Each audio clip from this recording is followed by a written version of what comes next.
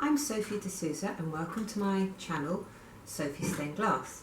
Those of you who are familiar with my channel know that I make mainly videos about my stained glass work.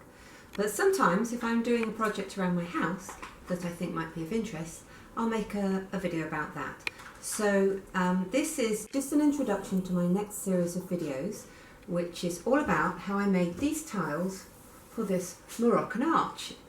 So I made this Moroccan arch last summer after we'd been to Morocco, and there is a video about it which I'll put a link down below so you can see that if it's of interest.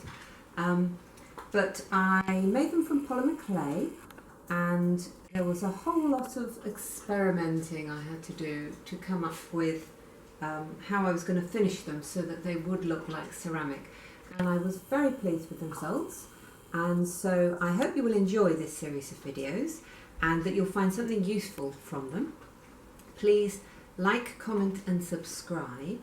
And before I go, here is a little before and after video.